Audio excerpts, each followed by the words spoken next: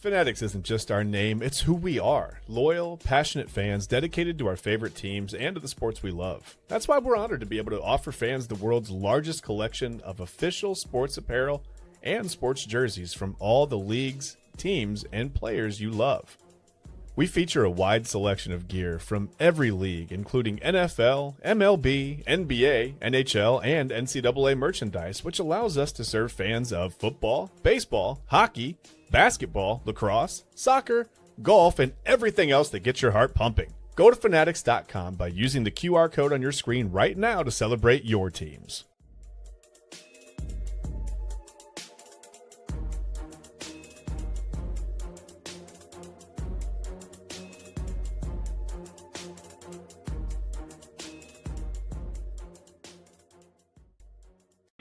Integrity Crew. On April 15, 1970, during the Apollo 13 mission, 3 explorers set the record for the farthest distance humans have ever traveled from our home planet. At that time, over 55 years ago, Lovell, Swigert, and Hayes flew 248,655 statute miles away from Earth. Today, for all humanity, you're pushing beyond that frontier. Integrity, over to you.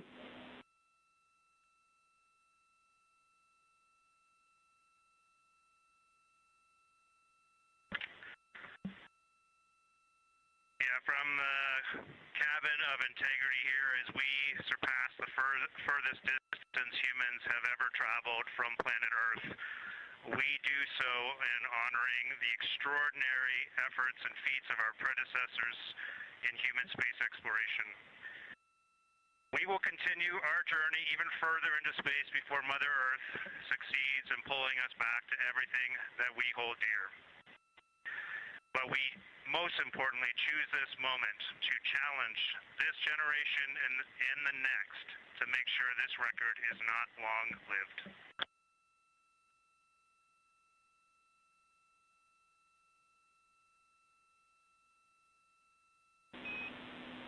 Thank you, Integrity, and congratulations to you and the rest of the Artemis II team. And with that, welcome into Inside Edge Primetime here on the Inside Edge Network. Chad Bryan to my right, your left. I am Eli Moon, and we have had a heck of a weekend. We're going to talk all about that before we get into it. We have had a lot of discussion about space, Artemis 2, and here on Inside Edge Primetime, we're big fans of space. I'm Eli Moon, for freak's sake. Okay, listen, I should be into space, all right? I'm Eli Moon, and Chad's very, avid space, not goer, but avid space watcher, I should say. And, we're doing the dang thing. Some of us on the network, we may not understand the gravity of space. See what I did there? Right. But, Chad, before we get into how we're doing the weekend and everything, I think we're going to do a little bit unconventional start. I want to ask you, for those that just tuned in and may not have really understood that moment, what exactly did we just watch to start off the intro of the show here today? We just watched you float in a gravity joke. First of all, that was pretty impressive. But no, that's that humans just traveled further into space than humans have ever traveled, ever. That's a big deal. Whether you believe in space or whatever, man, I feel sad for you if you do not believe in space. I really do. I don't even know I'm not even sure how to address that. I mean, don't know what to say about that. But yeah, huge moment for all humankind, not just for NASA, not just for the U.S., not just for the space program, but for all humankind. We are quite literally built upon exploration, right? Like it's what we do. We're curious. We as humans, as people, as a race, as a human race, we're curious. We're explorers. Think about some of the first people you learned about, in history class. Maybe not necessarily astronauts, but explorers, right? Christopher Columbus, Juan Ponce de Leon, like all the famous people who, listen, I get butterflies in my stomach sometimes if I have to go to the other grocery store because this one doesn't have right? Like I'm like, oh, I got to go 3 miles further. Like this is further than I've ever gone into space, right? No, but I get, it's like that. That's exciting for me. But yeah, to travel further than any human has ever traveled into space is a big deal. Yes. It's just a huge accomplishment, and again, not just for NASA, not just for the U.S., but for humans. We're on this planet together, man. When you zoom out, I know it's there's state lines and country lines, and people are at war, and people fight over territory and oil and money and everything that you can think of under the sun. But man, when you zoom out, we're on a giant rock. We're floating through nothingness. Like we're in this together. We're quite literally stuck in this place together. You'd think that we would have learned by now to work together, but unfortunately, we haven't done that. We can't even, we've got the two-party system for checks and balances, and one side thinks the other is evil. It's crazy. It's crazy what's going on in this world right now. But this was something that I glanced up and I could see I just thought, man, I was looking this weekend, like, it's crazy. Like, people are like, we've got people headed there again. It's the first time in over 50 years, first time in my lifetime that we've sent people toward even, yeah, we're not landing on the moon. We're not walking on the moon this time, but it's the first time in my lifetime that we've sent people even in that direction. That's crazy to me. It's a huge accomplishment. I watched today. I had my eyes glued to my phone. I just watched it most of the day, to be honest with you. That was Dr. Kelsey Young, by the way, that we heard from the Johnson Space Center in Houston. Yeah. She was she's in charge of the whole mission. Basically, she's the one keeping the Artemis 2 astronauts basically on track and making sure they have everything they need, all the information, all the whatever they need. Dr. Young is there for them. So, yeah, just a huge moment. Just like I said, for mankind. Really kind of cool. I know AA won't care. AA is not going to care, but that's okay. That's all right. We liked it. Yeah, absolutely. At AA, hopefully you're out there watching. Reminder, midnight run after us, midnight to 1 a.m. here on the Inside Edge Network. So give us a follow, Inside Edge Net. Stay locked in here with us. But yes, if AA doesn't understand the gravity of that moment, I guess I'll have to talk to him at midnight, and we'll have to see what his thoughts were on that. But yes, a big moment. I mean, a historic launch, obviously, with Artemis 2. And I think it's just very cool. A lot of great things can come from this. Maybe a moon base. Some extra studying on what's going on out there. We'll see what's going on. But not an Eli moon base, right? Well, maybe an Eli Moon concert on the moon. Maybe. I mean, there you go. Who knows? But yes, we'll keep an eye on that. And obviously, one thing for sure, if we're going to see something cool in space or about space, we're going to talk about it here on Inside Edge Primetime. So with that being said, Jay, let's pivot here for a second. How was the weekend for you, pal? Busy. It was Easter. I hope everybody had a good Easter, first of all. Yeah, we saw some family, had a bunch of birthday parties going on for the kids, whatever, just all kinds of stuff going on. It felt like it was a 3-day weekend, but it sort of felt like 6 days all crammed into 2. It was weird. Yeah. Missing time there. Everything was going so fast, but yeah, it was good, man. How was yours? It was great, man. It was great. It was a busy weekend, I should say. Friday, I actually went out and saw the band Monkey. My bro Mondo, he shreds guitar in that band. And the guys, it was awesome to see them. They were at Maple Grove Tavern out there in Maple Heights.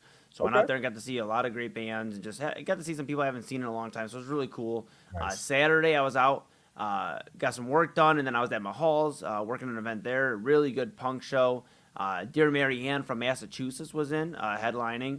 A few bands from Chicago, OK Cool, and Artemis Gray, Arcadia Gray, Artemis 2. See, hey, you got space on your mind, man. Hey, yeah. But Arcadia Gray and OK Cool from Chicago, and then from Toledo, the band Equipment. So it was a really cool show. And then Sunday, Easter, you mentioned it. Easter was also my little brother's birthday. So shout out to my little brother, Austin. It was my first time getting to see his place in Columbus. He's been so busy with school. He's down there studying at Ohio State. And it was the first time really getting to take the whole fam down. Me, my dad, my mom, my sister, my brother-in-law, and the kiddos, and my niece and nephew. We all went down there and got to see. We call him our little brother because we've known his best friend. We've known him since kindergarten. He's grown up with my little brother. They are now in college era. And so he went down as well to Columbus. We had chicken and steak. Mama Moon and my sister threw down. So shout out to them for throwing down. Shout out to everybody for contributing. Shout out to my little brother for opening his home on his own birthday, and everything like that. We all came down and bombarded his house. So we got to see him and the dog Luna. It was great to see everybody. Very, very proud of him. The house is amazing. He's doing a great job. He's in good spirits. I'm just very proud of him. It was a great day. Good travels back. Me and Papa Moon jammed out, and you had to have some good conversation. And I think that's what it's all about. I think that was our focus. We talked about it on Thursday on Primetime. Our focus was spending time with the fam, enjoying the moments, and I think we both seemed to do a good job of that. You realize you could have set the car up with cameras, and that could have been the next episodes of not only Real Talk with Papa Moon, but yeah, Conversations with Eli Moon. I know. Conversations with Eli Moon. There you go. I know. Well, hey, I love the Luna name, by the way. Just sticking with the whole moon theme. I love that. That's fun. Yes, bro. We call her Luna the Lunatic because she'll take off running. She's a border collie mixed with German Shepherd, so she'll just take off running. That's Bro, better. we opened the door. As soon as we opened the door, she came in ready to roll. I mean, she's such a good baby. Oh my That's goodness. awesome, man. Oh man, absolutely. Well, hey, for everybody out there just tuning in, you're probably wondering why we're talking about space and dogs and Easter. We are Inside Edge Primetime here on the Inside Edge Network. That's Chad Bryan on my right, your left. I'm Eli Moon, and we have a lot to talk about in the sports world today. A lot of stuff going on. March Madness currently wrapping up. We'll talk about Michigan and UConn later. We'll talk about UNC and their new coach, and then before all that, we'll talk about some NBA stuff. Seems like LeBron James is in the news again. I'm sure you've heard about it, but we're going to share our thoughts on it. Being here as Cleveland's digital leader and your source for sports, entertainment, mental health, and everything in between. So we're going to talk about that. But before we get into any of that, I want to talk to my baseball guy, Chad Bryan, about our baseball team here in Cleveland. Now, the Guardians are off to an interesting start, Chad. Had a really tricky West Coast, battle with Seattle and then LA to start the year, and they came back looking good. They win that series against the Cubs, but today against the Royals, just not a good look for the offense. My first question for you before we pivot to the offense. Now, Guardians lose 4-2 today to the Royals, but I just want to ask you overall, what do you think of the Guardians' start so far? It's pretty typical, honestly. Pitching carrying them, offense not quite there yet. But we've talked about it. The offense really never heats up in Cleveland until the weather gets a little bit warmer. So you don't want to panic. There are those that I do worry about. I mean, you brought it up before the show, and you were going through everybody, the averages. Not worried, not worried, not worried. You said Kyle Manzardo, and I was like, very worried. 067 is different than starting off, 185, 200, whatever. It's a tough start. And listen, you go through these stretches, right? Stephen Kwan came into this tonight's game on a 1-for-15 stretch. It looks a lot worse when it happens at the beginning of the season because the numbers are so paltry. I mean, it's not, but you've got Cal Raleigh right now out west. I mean, Cal Raleigh was we thought he was going to win the MVP last year. He couldn't unseat Aaron Judge, but 5 million home runs last year. It's 60 home runs last year. Now for the 2026, he's hitting 132 with no home runs, 4 RBIs. He's got 5 hits the entire season. This was a guy who was a pretty much surefire. It was him or Judge, right, for the MVP last year. So these things can happen, and I'm not gonna sit here and toot my own horn for saying, hey, Cal Raleigh's gonna regret. This isn't what I meant. This is just a tough start. He could hit 10 home runs over his next 6 games and be right back on track. But the point is, you get off to a slow start at the beginning of the season, and it looks really bad with the bat, or even on the mound, your ERA can balloon, and it's kind of tough to come back from that. But I don't know. The Guardians always managed to do it. I mean, last year, look what they did last year. They got themselves down 15 and a half games in the division before they really started playing. And then they turned it around and came back and won. So you don't really expect them to be able to make an historic comeback like that again. The odds would be incredibly against them. But yeah, this is kind of a typical start for Cleveland. Like I said, starting pitching, carrying them, bullpen trying to figure it out. It's just like last year. I mean, it's almost a carbon copy. I know you were Jose Ramirez hitting under 200 with a home run, whatever. He'll get going. Just wait until the end of May, beginning of June. I know that's a long time. That feels like a really long time, but if the pitching can keep a minute until then, they got to do something though. They got to hats for bats, keep bats warm. They got to figure out something, right? You got to get the Pedro Cerrando. You got to get some golf club covers on there. You got to do something to keep the bats moving because you have to score. But yeah, typical start for Cleveland right now. It looks a little bad on the offensive end, but pretty typical. Yeah, no, I would tend to agree with you. First place in the division. They're still up a half a game technically. So yeah, they sure are. They sure are. Detroit not having the greatest of starts. Doesn't seem like some of these teams are a little struggling early on. Chicago off to a rough start. So there's some of these teams, just kind of keep an eye on. But being Pop Moon during our conversation, one of our conversations last night during our 2-hour ride home from Columbus, was about, it seems like, he's like, it seems like the Royals and the Tigers have always given the Guardians a tough time. It's like, and the Twins for a moment in time there too, but it seems like the Royals and the Tigers always give us a tough time. And I was kind of shocked, honestly, from yesterday's game 1, the doubleheader, the 1-0 loss to Chicago, and I was shocked by today's output. Just because they didn't have that type of output, Chad, the first few games, first 2 series. I mean, they were putting up a few 6-run games. You were talking about, okay, the punches and bunches, okay, everybody, so there was some struggling, players, struggles from Kyle Manzardo, from Rocchio and Arias to the point where they moved them down to 8 and 9 in the lineup from 6 and 7. I mean, they tried to do anything to get those guys' bats going. So I guess that was concerning, today and yesterday in game one. And the fact that they come back in game two, it just shocked me because it wasn't how the season necessarily started entirely. But now it seems to be like the script, shifted already, and it is already relying on this pitching staff that isn't, in my opinion, the likes of 10 years ago, but it seems to be turning into something like that. We'll keep an eye on that. My question to you, too, though, is with everything, I mean, the only one constant it appears is Chase DeLauder. So where is Cleveland's offense going to come from? Who is going to wake up and get the bat going? I mean, we talk about Jose Ramirez. He's batting below sub 200. I don't think that'll continue. I think me and you are in the same mindset there. But besides Chase DeLauder, who, I joked with you before we got on the air, I said, well, at least we have our trusted bat, Chase DeLauder, who's only played less than 10 games as, in the regular season as a Major League Baseball player. Right. But where is Cleveland's offense? Right, yeah. Where's Cleveland's offense going to come from, Chad? Well, hopefully from the dugout. I mean, I only mean that half as a joke because you don't want to start having to shuttle guys up and down to get something going on through the lineup. Travis Bazzana doesn't appear to be quite ready yet. He's still struggling just a little bit in Columbus. Hasn't hit his first home run there yet. I don't know if that's who knows what that is. I don't know. I don't know if it's just adjusting to a wood bat. That's a big adjustment, right? You hit a bunch of dingers, and it's not like the college bats are, those metal bats aren't the same as they were when I played, right? I mean, those are some of the livest bats in the history of baseball. I mean, we had all kinds of 777 scandium alloy barrel, it was wild, the sound that made when the ball came off those things. It was terrifying to pitch, but not really. I actually never really thought about it, but I guess looking back, probably a little bit different when the ball's coming off at 114, 115 miles an hour, and I'm like, I don't throw that hard. Where's that coming from? Yeah. But it's fine. But yeah, I don't know. Maybe it's just getting used to the wood bat. Maybe it's trying to, learn a different position. Maybe it's just the pressure of knowing that hey, this call up looms, right? All I have to do is prove I belong. And sometimes that can weigh on you a little bit, as a player.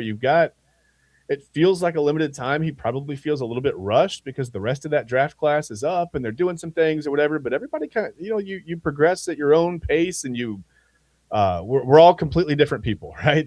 There's no, I guess there's an expectation there because he is the number one overall player. But he'll get it going when he gets it going. If not, man, we're going to talk about did the Guardians. We'll go back in 5 years and redo the draft and go, this is who the Guardians should have taken. Hopefully it doesn't come to that. Hopefully he gets him, he gets going, gets the back going a little bit and can get the call up and maybe provide a spark for the offense. But I mean, you're going to need Rhys Hoskins to hit. He's your right-handed power, but you got to have him hitting. Kyle Manzardo has to figure it out. I mean, I'm not going to disparage him. He hit 27 home runs last year. He's shown the ability to do it. Just the 067 start is, oof, man, it looks rough, right? Yeah. But yeah, you really want it to come from those guys. You want it to come from DeLauder. You want it to come from Jose Ramirez, Rhys Hoskins, Kyle Manzardo, and with periodic, kind of contributions from some of the other guys up and down the lineup. You don't expect as much consistency as you do from your first, 4 or 5 hitters, but you'd obviously like to get some days where your 7, 8, 9 guys go, a collective 6 for 14 or whatever at the plate and hit a couple of home runs. I mean, that's nice to get that production at the bottom of the lineup. Right now, they're just not really coming from anywhere but Chase DeLauder. I mean, a couple of guys have a couple of home runs here and there, but that's about it. Yeah, no, you're right. You're right. And one of the guys that stands out to me is Bo Naylor, batting below sub 200, and just seems to be the common theme for Bo Naylor, who was a top prospect at one point for the Cleveland Guardians, sound defensively, but just offensively never really putting it together. Now, I have a question for you. One more here before we pivot here. I have one other MLB question. I want to ask you this on the Guardians. Sure.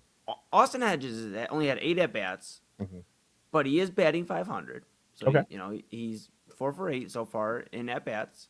Yeah. And you've heard, we've heard here collectively about how the team views Austin Hedges. This veteran, he just got 10 years of service time in the MLB. That's a big deal. I mean, and the fact that he is really looked at as a veteran. I talked about it on the Guardians preview show for the home opener. I was talking about how he's really valued. He may not be the strongest offensively or this, but he's very valued. And right now, he seems like when he's getting the chance to bat early on and not a lot of at-bats, he is hitting the ball. Would you like to see more out of Austin Hedges behind the plate if Bo Naylor continues to struggle? Because it just seems like we can't keep waiting on Bo Naylor to wake up. We talk about these bats, and we've really, and I've been harping on Arias and Rocchio. but it seems like Bo Naylor is kind of always sliding under the radar just because he's sound defensively. And I'm almost tempted to see what Austin Hedges can do with some more at bats right now. Yeah, I don't think Austin Hedges is a bad defensive catcher, but with Bo Naylor, I think he's just a little more athletic, a little more, probably a little better arm. I think you probably you're going to be a little bit more patient when you're not getting any offense out of your catcher because it is such a demanding position defensively. That you definitely, you want a guy out there that can receive the pitching staff, and there's a lot to being a catcher that just goes unseen and unnoticed. It's kind of like being an offensive lineman a little bit. It's like being a center. Yeah. Oh, yeah. I know that and I was a pitcher. I'm not, yes, the ball starts technically in my hand as the starting pitcher, but I really feel like a lot of the defense, everything starts with the catcher, right? Your shortstop is going to be your best defender, but your catcher is going to be, I think, a lot of times, especially in the major leagues, your most important defender because, just cutting down runners, we don't want a bunch of guys. You don't want guys stealing bases left and right on you. You got to have a guy back there with a decent arm, with a quick enough pop time, quick enough feet, whatever, good hands, and a guy that just makes your pitchers feel comfortable. I can tell you that through my career, when you have the catcher back there that makes you feel like it's going to be okay, a lot of times it's okay, right?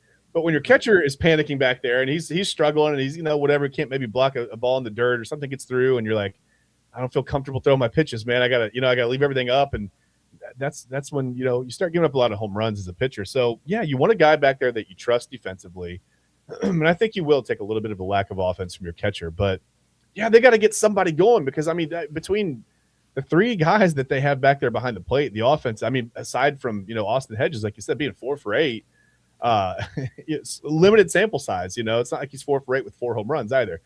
So it's just sort of offensively. And if somebody else was hitting in the lineup, you'd say, okay, that's fine. If you had 5 or 6 guys hitting over 300 right now, you'd go, okay. But it looks bad because everybody's off to a slow start collectively. And I think it makes you worry a little bit because they got down 15 and a half games last year. If they do that this year, they're likely not going to come back. But yeah, I think you need somebody to do something behind the plate. Sometimes I think it's just finding the right lineup. It's finding guy like you may have a guy that doesn't even know he's comfortable in the 6 hole, but you put him there for a few games and I understand what my job is here in the 6 hole. I can lean into this and I can get comfortable doing this. And then that's when you start going, when guys find their place in the lineup. And it's not always as easy as just the manager putting them in the right place. Like, it comes down to guys kind of getting comfortable in their role too. You can do too much, right? From one spot in the lineup to two. There's expectations for a 3 and a 4 hole hitter that aren't the same for a 7 and an 8 guy, right? That's what I mean.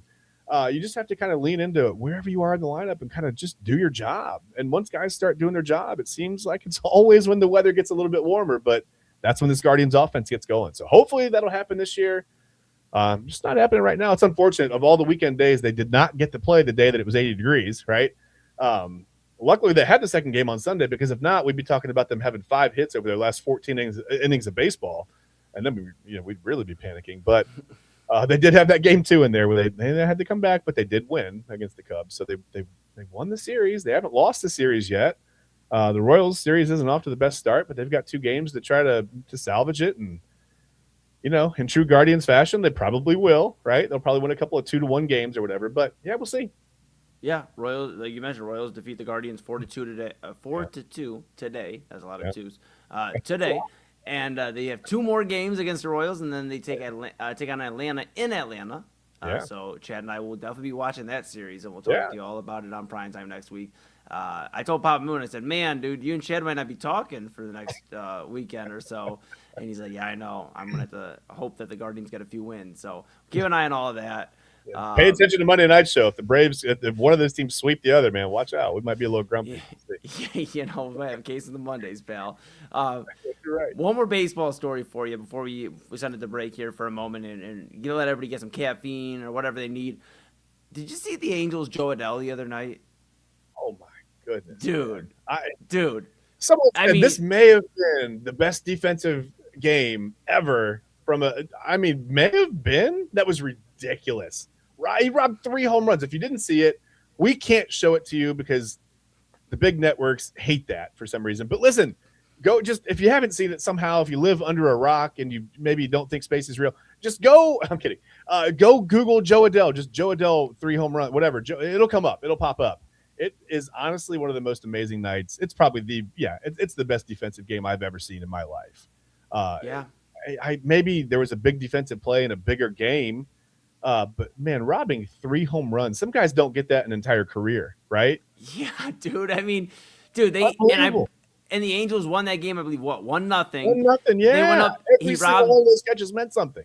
dude, he robbed one, I believe, in the middle innings, robbed one, I believe, in the 7th or 8th, and then the 9th inning, he goes up into right field, grabs the ball, hits like a flip, stands up, and probably one of the coldest shots of all time, holding the ball up in his hand, in his glove, everybody going crazy around him. I mean, that is just absolutely insane. It was so cool. I mean, what a moment. And for the Angels, who really don't have a star besides Mike Trout, who's been there, done that, but they don't have like a guy that's really the fan base can get behind, it feels like. You look at Joe Adell. He's a guy that is 26 years old. He could be maybe a guy the Angels can be like, hey, let's rock with him. Or he'll end up a Yankee or a Dodger here in the next 2 years. We're not positive. Well, he's been the one guy that they've been hesitant to let go. I mean, they've been taking it slow. They've been patient with him. He's been a good prospect for a long time and I think you saw the other night maybe just why. I mean, he's a decent hitter. He's probably got more in the tank, but yeah, his defense is unbelievable. The only thing he didn't do, Eli, that maybe disappointed me a little bit was like grab a bite of somebody's nachos or popcorn or something. He could have you're there in the stands. You've got free reign. You can take whatever you want. Take a bite. Take a nacho with you, whatever. But there may not have been any nachos available. It was ninth inning. That's right. Last call. They're closed, man. They were all shuttered. But yeah, unbelievable game from him. That was a lot of fun. Maybe that helps the Angels start to things like that are they're contagious, right? I almost said conducive. Things like that are contagious, and words are hard. But making catches in the outfield apparently isn't for Joe Adell. Robbing home runs. Maybe that'll get the Angels to. I don't know, maybe it helps them turn the corner and kind of forges them together. I mean, that was crazy. That was just a really fun baseball opening, couple of weeks kind of thing, man. That's easily, I think, the defensive game of the year, and like I said, probably the best defensive game I've ever seen anybody have. Yeah, it was absolutely incredible and just a great moment. And the Angels 5-5 right now. They're one game back early on, so I mean, don't take it with a grain of salt. But they are a game back. Game up right now. They're a game back of the 6-4 Astros. But yeah, like Chad mentioned, this could be a moment for the Angels, and we'll see. But just a great game for Joe Adell. A fun night over the weekend. We hope you all had a great Easter weekend, and if you don't celebrate Easter, that's okay. We hope you had a great weekend nonetheless. We hope you had a blessed weekend, and we're gonna take a quick pause here. When we come back, however, we are gonna talk about LeBron James. He had some comments over the past week or so that were very interesting, and we'll talk about that, some NBA news, and then later on, we're going to put a bow on the March Madness season, tournament, the NCAA college basketball season wrapping up. We'll talk about that. We'll talk about UNC and their new head coach, a familiar face and somebody that NBA fans probably do know. And we'll put a bow on this Monday edition of Primetime. Get you ready for Midnight Run with Anthony Alford coming up at midnight here on the Inside Edge Network. But that's Chad Bryan to my right, your left. I'm Eli Moon. This is Inside Edge Primetime here on that very Inside Edge Network. We'll be back after this.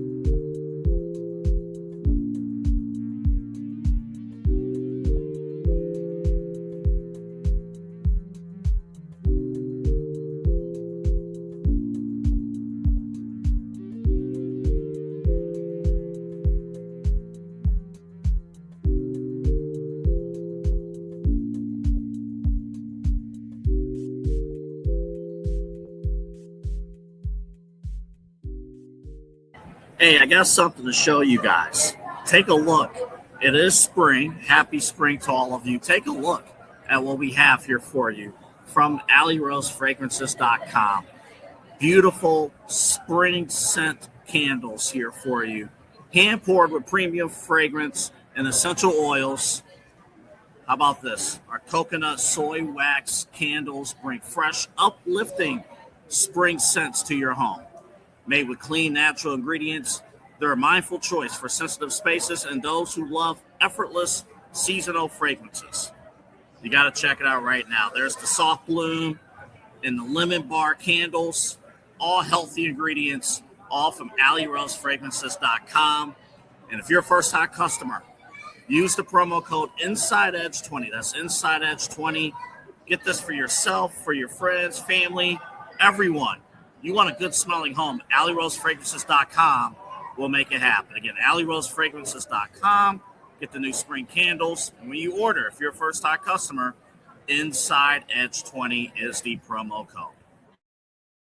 Whether you're searching for a baseball autographed by your favorite World Series slugger, a signed football by an iconic Hall of Famer, or the jersey of a world-famous soccer star, you've come to the right place. Here at sportsmemorabilia.com, the web's leading source of authentic sports memorabilia, you'll find more than 500,000 authentic products from nearly every professional sports league, team, and player. Not only will you find your next prized sports possession with ease thanks to superb customer service and tremendous site experience, but you'll have the satisfaction and peace of mind that every product listed comes complete with a certificate of authenticity and is fully backed by the sportsmemorabilia.com lifetime authenticity guarantee.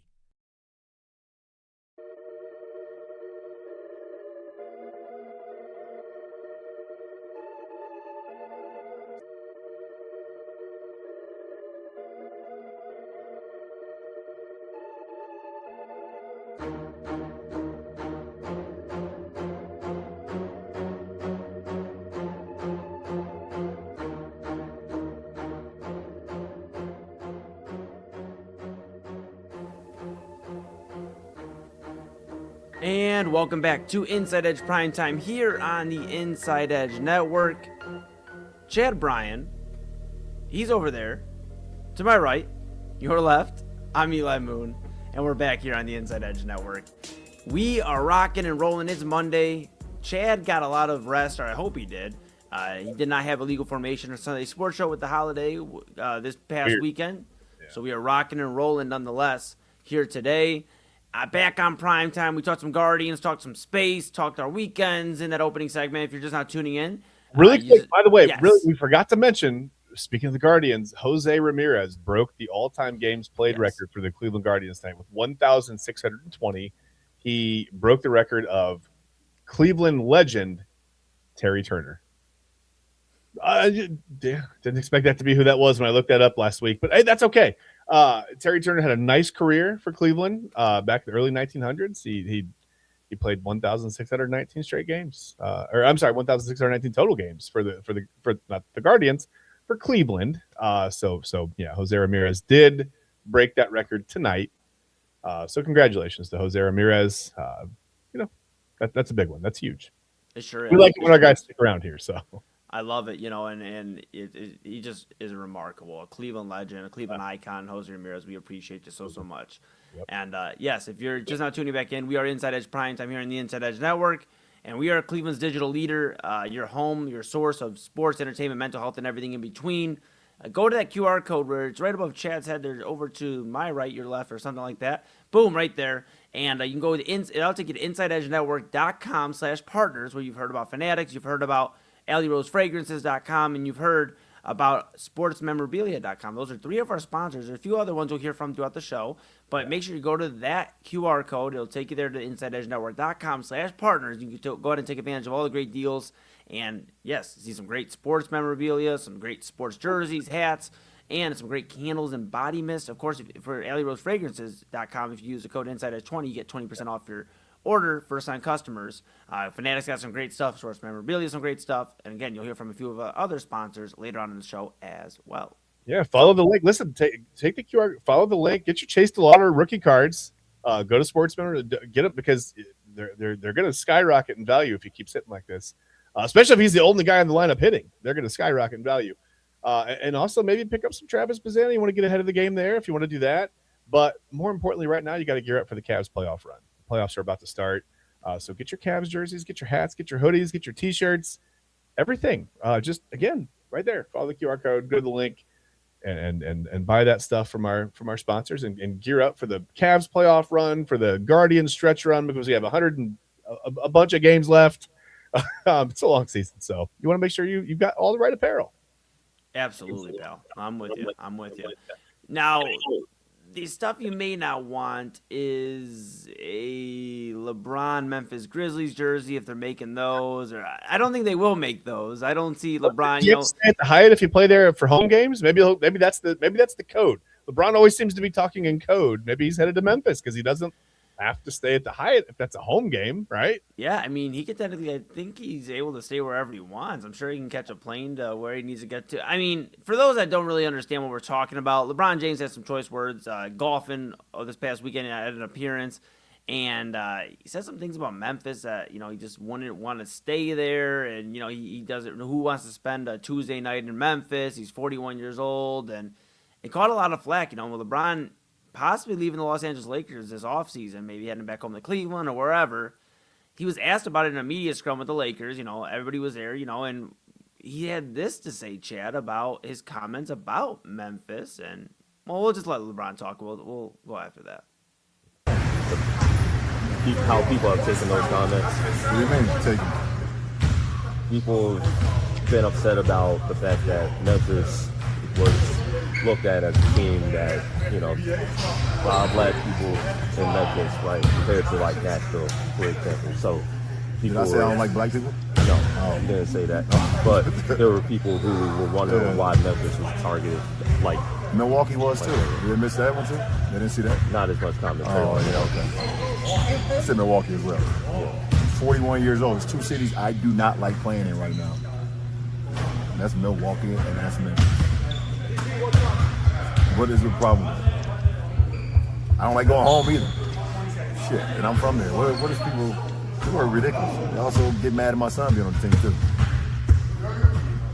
what are we talking about? Okay. People need to figure out other ways to put their energy to other things that's important. Like seriously, I'm not talking about the city, like the people in Memphis. Like, I don't like staying at the Hyatt Central. What's wrong with that? What's wrong with that? Nothing. What are we talking about? What are we talking about? People need to chill the hell out. Really starting. Thank you. Yeah, Chad. And like I said, that was a media scrum from the Lakers the other day. It just seems like LeBron was having a rough day, maybe, but it seems like he's having a lot of rough days recently. It reminds us constantly, us fans, us reporters, analysts, whatever, that we are have to be aware that he is 41 years old, that he is wanting to watch golf instead of go to the All-Star game. He is wanting to be doubtful when he wakes up in the morning for a game and how he doesn't want to play in Memphis. And I don't understand how you can not talk about the people of a city while talking about said city. That's like when people say Cleveland, is the mistake on the lake for people outside of here. Joakim Noah just took a visit back to Cleveland and saw what it was headed for, with Anderson Varejao. That was pretty cool. But you hear it and people get mad. Why? Because you're attacking Cleveland. So why wouldn't Memphis, citizens, Memphis people be mad that he's talking about the city? And it's funny because you look at earlier quotes from LeBron. LeBron's talking about how he loves the culture, the music scene, and everything in Memphis. And now it's 3 years later. They get into all those battles with the Memphis Grizzlies with John Moran and that for that short-lived stint. And now it's like he's completely talking bad about Memphis. Milwaukee got caught astray there too. And then he says he doesn't like going home. And here's the thing, before I kick it to you here, my thing is, everybody, it seems like a lot of people, not everybody, that's very broad, but a lot of people are thinking he's talking about Cleveland when he says his hometown. Now, he is from Akron, Ohio. And, for those that are not from Cleveland or not from Ohio, Akron is not Cleveland, but we love Akron here in Cleveland. Don't get us wrong. But it's different. It's two different cities. Yeah. Nonetheless, I don't care if he was talking about Akron, Cleveland, Toledo. It doesn't matter. Kent, it doesn't really matter to me. It just seems like every day there is something new with LeBron that is not basketball related. And yes, he's still producing on the court. I'm not saying he's averaging 8 points a game when we're talking about him like this, but it's like he even mentioned about his, you're mad about my son being on the team. LeBron, nobody was even talking about that in this. Like, no one brought that up, bro. Nobody brought that up. And it's like, I just don't know. I was very avid about wanting LeBron back here in Cleveland and saying maybe he is a missing piece. Let's do the farewell tour. The more, and I guess that's the question I have here for you before we pivot to my second question. The first one I have for you is, like, what did you think of LeBron James' comments on Memphis? Milwaukee got to stray because it's like, do you want this type of drama? It just seems like that's all it is nowadays. And for a team that's missing Luka Doncic and Austin Reeves and couldn't beat Dallas yesterday, it just doesn't seem like there's really anything worth bringing back a 42-year-old at that point. 41, 42-year-old back to Cleveland when there's other free agents or guys you can get back into the fold here in Cleveland. First off, what did you think of LeBron's comments? There's so much to unpack here, and we've only got 15 or so minutes left. I know sometimes we go over, and that's okay. This might AA maybe take a nap. Well, don't do that. That's dangerous. Don't do it. Don't do it. Don't do that. Just do something else for a little bit because I think we're going to go over. There's a lot to unpack with these LeBron comments. First of all, he's right about one part, okay? It's not about Memphis. I've never been to Memphis. But people do need to probably chill out a little bit and maybe put their energy towards something that means a little more. That's fine. I agree with him there. But here's the thing. You called out an entire city, okay? You called out an entire hotel chain, which is fine. I don't, whatever. If that's what you want to do with your platform, you do whatever with your whatever. That's fine. Here's the thing. He could have kept it all out of the media. He's got enough money. He's got enough resources. He could have just, bought a house in Memphis, right? Wouldn't even affect him. Would have been a tax write-off. He could stay there when they play. I know it's only one night, whatever. Doesn't matter. Does that matter when you have over $1 billion, right? Does that matter? A $850,000 house to just stay at when you go play in Memphis. If you don't like the team hotel, I don't know. I mean, just buy a house, right, and stay there. And no one would have said anything. No, we would have been none the wiser. We didn't have to drag Memphis into this or Milwaukee.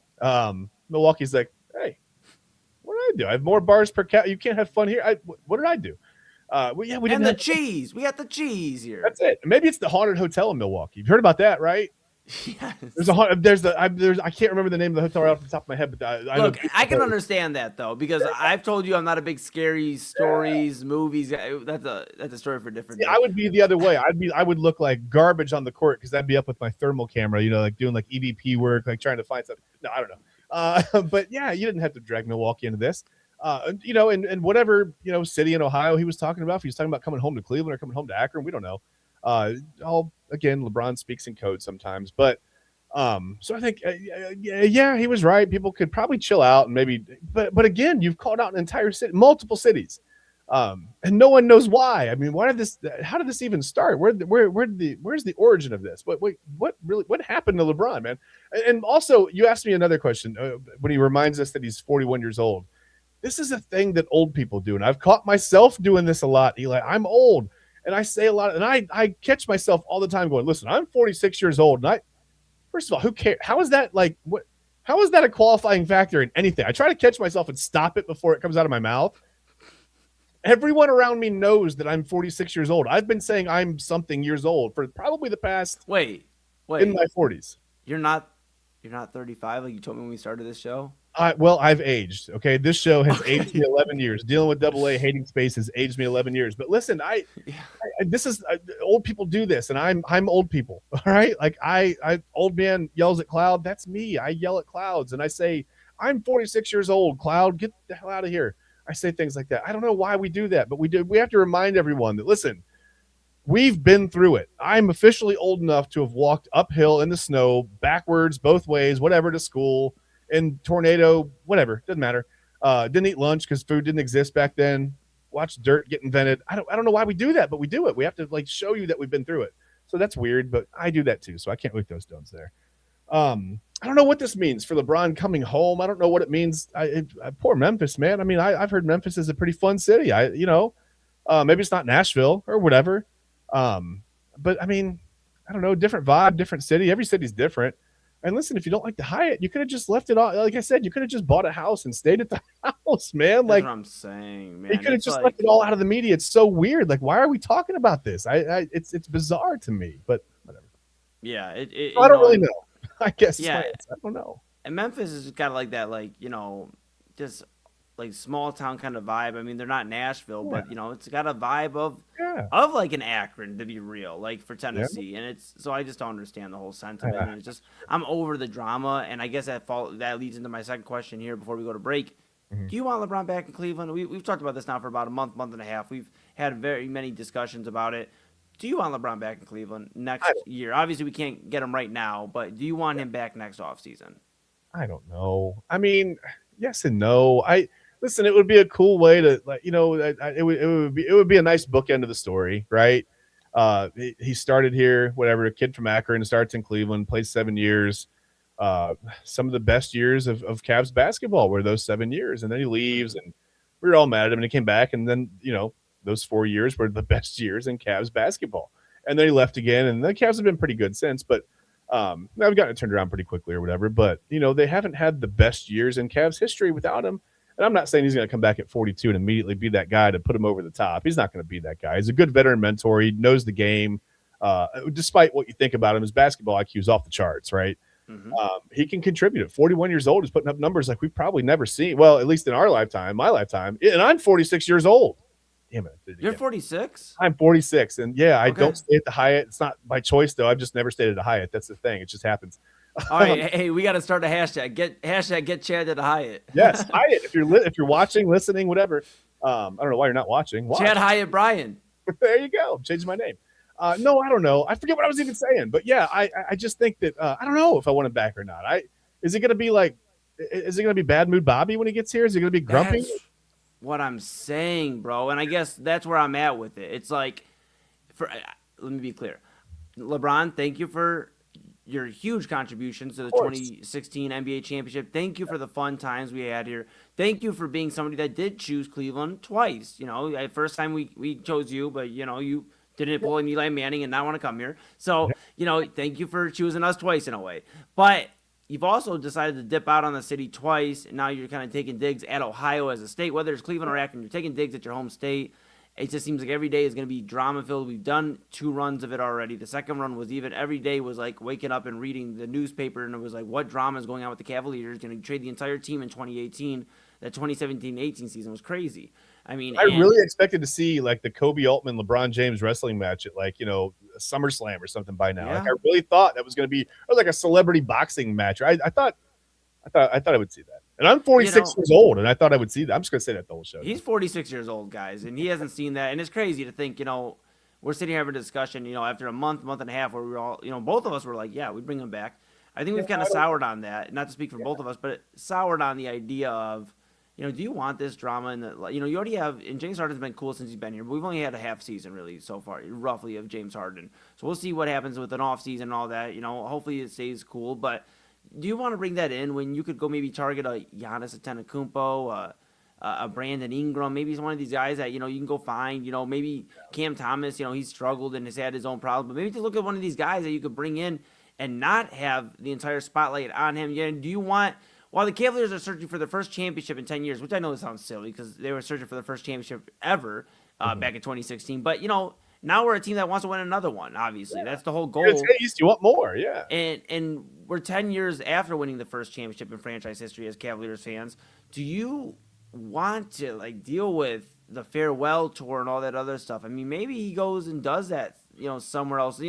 I'm kind of getting to the point where I'm okay with him going to Golden State. Because you see Golden State's a perennial play-in team. I don't think LeBron going there makes them top 3-4 team in the West, especially with Denver, San Antonio, OKC. 6 years ago, 5 years ago, maybe, yeah. So I guess to answer the question I put up on the screen here, for us, I don't think LeBron being back in Cleveland is what I want. I think I would rather them target somebody else. And if they surprise everybody, real quick, Chad, if they surprise everybody and win the championship this year, which is still on the table, you definitely don't bring him back in. Why would you bring him back into a team that's already solidified a championship? You don't need him at that point. No, I think you would stand pat and just add peripheral pieces. But here's the thing: I was going to say, and I'm glad you brought that up. That's a great point. I was going to segue into this, or it segues into this perfectly. My next point, which I almost interrupted you for.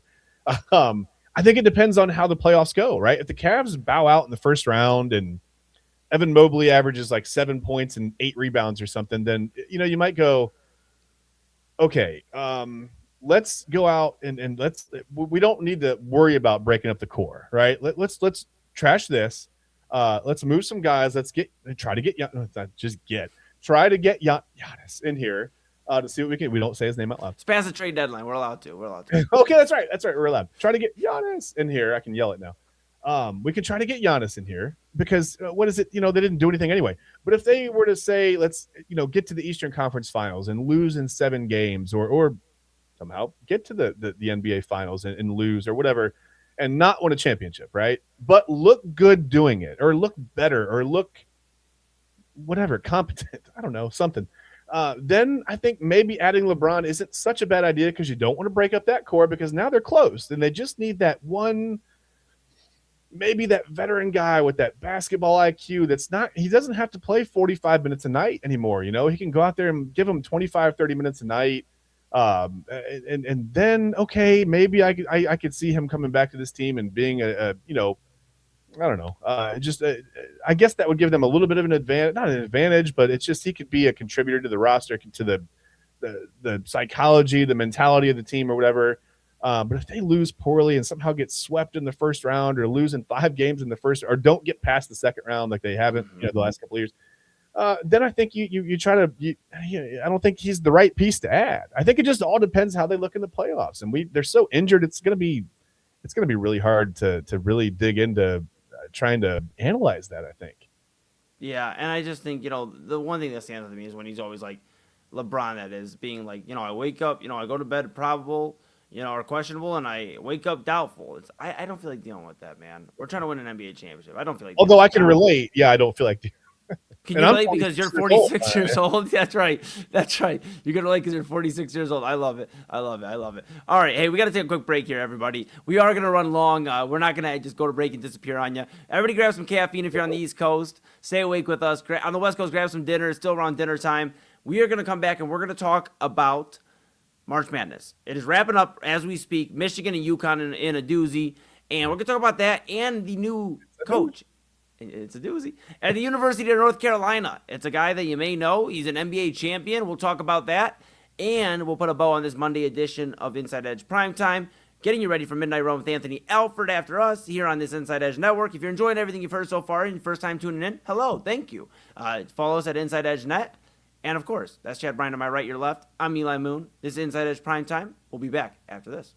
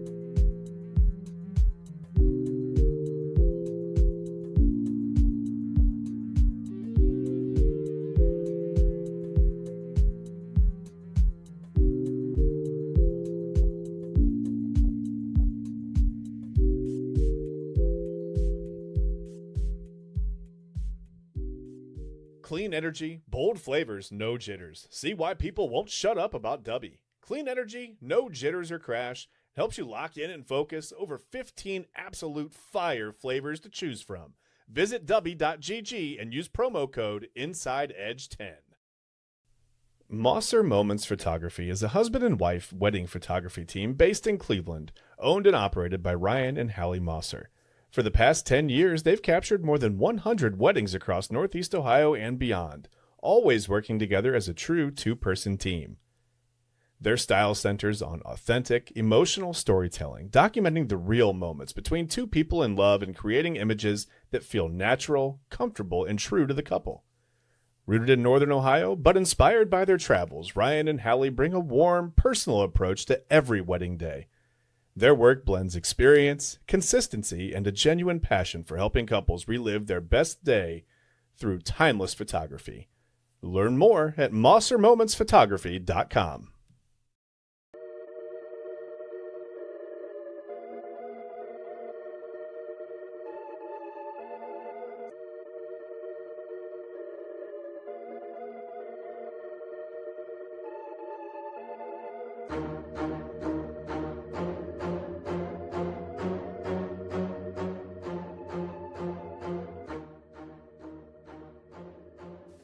And welcome back to Inside Edge Primetime here on the Inside Edge Network.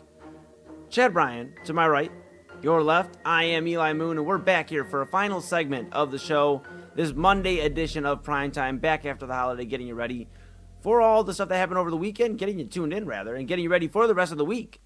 Of course, we have one final segment. We've been talking Guardians, been talking NBA, LeBron, all that fun jazz, and just a ton of stuff. Recapping space, so much stuff to go over.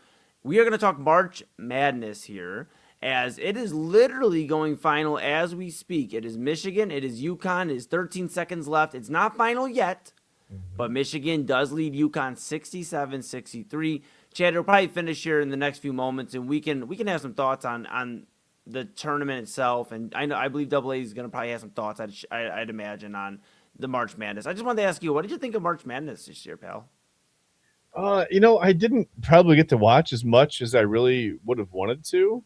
Just there was a lot going on, and I watched, probably not as much of the first, that first 2 days, Thursday and Fridays, as I wanted to. But that was like the most college basketball I've watched all year. It was incredibly difficult trying to navigate my way through my bracket, knowing I had watched like maybe 7 quarters total of college basketball all year, but it didn't stop me from thinking I filled out my bracket and I was like, feel pretty good about that one. I looked at it and I was like, I am 46 years old, and I'm telling you, I feel good about this bracket. I don't know why I felt the need to I don't know why I had to say how old I was. Do you feel better about your 45-year-old bracket? No, it was pretty bad. Yeah, it was a lot worse. I didn't feel good. Honestly, when I turned that one in, I didn't feel good about it. So yeah, I can honestly say that. No, I don't know. I didn't get to watch as much as I would have wanted. I was impressed with UConn's resilience. I don't know that they're going to be quite – and they were pretty resilient in this one. I mean, they've been down by as much as 10, 11, I think. I've been trying to keep an eye on the score over here. I haven't gotten to watch the game or whatever. But I'm impressed. I mean, they fought their way back. At least it's a game here at the end. But Michigan is just so good, so deep, and so talented. I really expected Arizona to win that game. Michigan manhandled them. I mean, they absolutely handled the Wildcats. Unfortunately, that was my pick in my bracket to win the national title. But and then for my Aunt Phyllis as well. I told you she lives in Tucson. She's a big Arizona fan. So unfortunately for her, that the Wildcats went down. But first Final Four in 20 how many years? 25 years? Is that right? Yeah, it was a long time. It's wild. Yeah. I remember the Lute Olson days, man. I was alive. Watched a lot of college basketball back then. But yeah, first Final Four in 25 years. They seem to be on their way back. Maybe, who knows? College basketball is so flighty with guys, coming in and they come and go so quickly. It's hard to build anything. But Michigan's up 69-63 now, with 13 seconds left, it appears. So never know. But it looks like it's a little closer to going final on my end. Maybe you have a different. I don't know what the delay is on your end, but. It was fun. I mean, I'm not surprised. I mean, Michigan had that hot start to the season. I think they started, 13, 14, 15-0. They were blowing everybody out to start the season. It was wild. And I saw an article, and I think I texted you. I said, can we stop doing this? somebody said, hey, Michigan, yeah, they might win the national title, but they bought their team. Man, come on. It's the day and age of NIL. Everybody that's competing for a championship in every major college sport is buying their team, per se. Whatever you want to say. We don't need to do that to teams. It doesn't matter how you acquire these guys. It's not illegal. It's not against the rules. So I don't understand why we're still making it an arguing point. It doesn't matter, right? No one says, oh, the Eagles won the Super Bowl, but man, they had like 6 free agents. I mean, come on. That's ridiculous. Right? Don't do that. Yeah, that's not fair. It's not fair. So, Michigan looks like it just went final. Michigan won 69-63. So, congratulations to the Wolverines. I'm not above. Yeah, I'm an Ohio State fan, but Michigan was a great team. I mean, they finished. I don't even know what their record is, but they're unbelievable. Just won a national title. So, by the way, Michigan it's winning the basketball and football national titles in the college football playoff era. That's pretty impressive. I mean, that's a good athletic department. I know we have questions about how the football team got there, but whatever. That's another show. So congratulations to Michigan for winning the national title, men's basketball. Yeah, no, congratulations. Ooh, I don't know if I'll say congratulations. Yeah, congratulations. Okay. Fine. It's okay. I'm just kidding. But nonetheless, yes, a very impressive team. I mean, all jokes aside, very impressive team. They won pretty much every game by double digits except for this game against UConn. This is Dan Hurley's first loss at UConn as the head coach. He's 2-1 in national championship games now. They were looking for the third in 4 years, I believe it would have been. Fired at this point. Can't win the big one. Yeah, I mean, how long are you going to put up with this for UConn? No, but all joking aside, before somebody grabs that and tries to get us in trouble. Well, I guess it's too late now. They already grabbed the clip before that. But I think this is just what you said is perfect. Michigan is doing what every other team has done in football and basketball in this era. They are spending the money to get the guys in. Right. College basketball is about spending the money, and they have the brand to do so. They have the Fab Five from the past in basketball. They have that name recognition, so they're going to bring that in. They have the Jordan brand. They have things that are going to bring people to Michigan. So to be mad about that is just silly. I mean, other teams are doing this. It's just Michigan, and Michigan has a bad rep because they ran into themselves with the football team and other stuff off the field, off the court, whatever.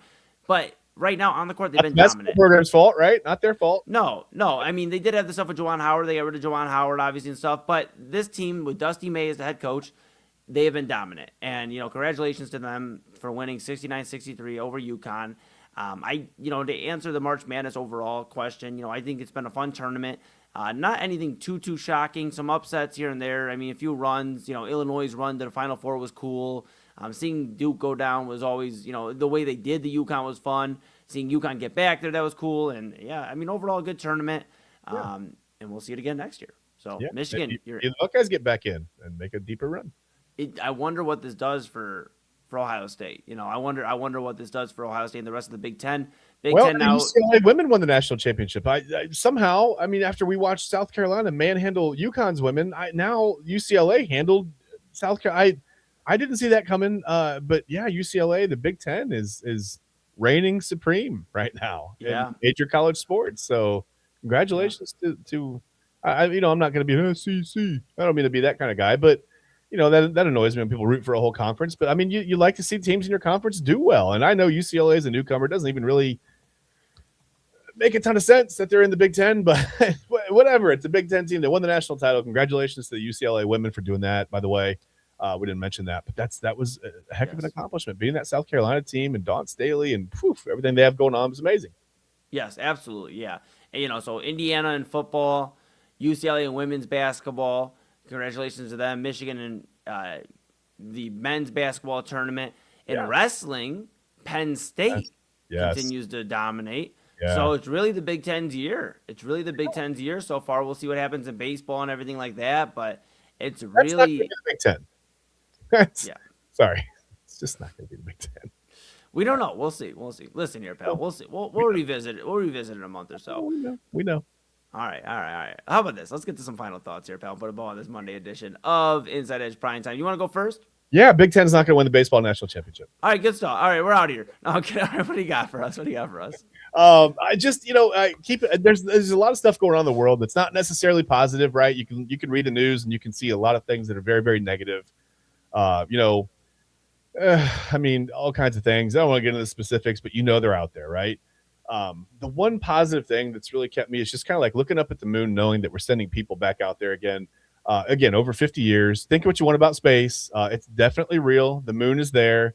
It's not a metal ball. It's likely not made of cheese. If it is, I am sure that it's made of provolone because that would be delicious. But listen, it's so cool that we're again, humans have gone further into space than we've ever gone before, right? Ever. I feel like that's just a metaphor for what we can do in this day and age. And sometimes I think we use our powers for, and everybody's fighting against each other, right? Like we have a country where, again, I mean, you back out from, and you see these pictures of the Earth from the Artemis 2 from the capsule, and you realize we're all here together. We're all on this planet together. It doesn't matter, right? It doesn't matter what religion you are, what language you speak, what color you are. Race is not a color thing. Race is, it's a type. It's the human race. We're literally all in this together. I think if we can try to get back to that, rather than saying that I don't know, liberals are the enemy, or this color or this country, this race is the whatever. It's weird. It's just weird behavior. Don't do that, right? Like, we're in this. Let's work together to make this a better place. We can do that. It just gives me a lot of hope, man, to see this crew of 4 people going up there and doing things we've never done before. It was really cool to watch today, and just the accomplishments of people collectively working together, right?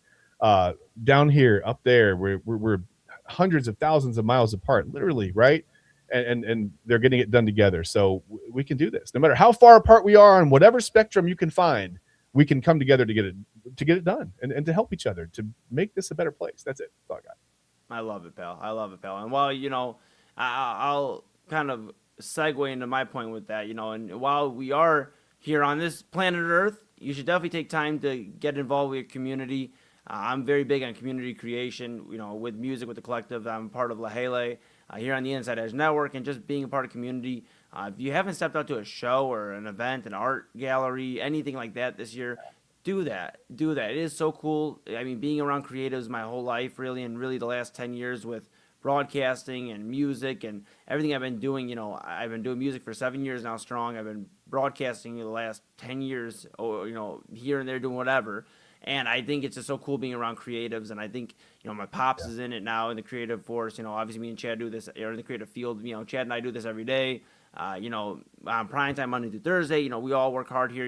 The collective, Lahele, we work hard. The Inside Edge Network, we work hard. Everybody works hard. And I see a lot of other people in the community that work hard in state here in Ohio and other states. I know we're national, so everywhere.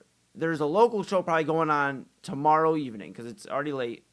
But there's a local show probably going on tomorrow evening. And, you can put Inside Edge Primetime on your phone. You can step out and go to a show. Go see some live music. It'll heal you. It'll make you feel good. It'll really change your perspective that there are people out here that just want to feel and have emotions and change the world, to Chad's point. And I believe I am one of those people. I believe Chad's one of those people, too, that we are changing the world for a better place. And I really appreciate everybody for tuning in here on Inside Edge Network. We really, really appreciate you. So just get engulfed with the community and try to change the world how you can. Because, they say one man can't change the world, but collectively we sure as hell can. Yeah, so absolutely. And remember, if nothing else, just take this away. I'm 46 years old. You're damn right he is. And I'm 28. And look at us. We're teaming up on a show. We're bringing it to you guys here every Monday through Thursday. 74 years of experience in life right here, right? You don't have to go anywhere to get your experience. That was good math. That was really good math right there. I'm proud of you. I'm proud of you. Absolutely. Yeah. That's it. I'm maxed out for the month now. I'm good. All right. Well, with that, we probably should end on a high note. Everybody out there, if you just tuned in for the first time, thank you so much for supporting us. If you're just checking us out, Inside Edge Net is where you'll follow us and stay locked in. If you've been following us in September, thank you for the continued support. We really, really appreciate you and could not do it without you. Thank you for choosing us as Cleveland's digital leader and your source of sports, entertainment, mental health, and everything in between. Midnight Run coming up with Double A Anthony Alford in just about 31 minutes, about a half hour when we put a bow on this thing. And make sure you check it out here on this very Inside Edge Network. But for Chad Bryan, to my right, your left, I am Eli Moon. This has been Inside Edge Primetime here on the Inside Edge Network. We're back with you tomorrow. Yes. Tuesday Top 5, and a whole lot more. So, again, Chad Bryan, Eli Moon. You got anything else, Chad? Get me to the Hyatt. That's all I got. Get me to the hashtag Hyatt. Let's go. Let's do this. Hashtag Chad Hyatt Bryan. All right, that's Chad Bryan. I'm Eli Moon. This is Inside Edge Primetime here on the Inside Edge Network. We'll see you guys tomorrow. Peace.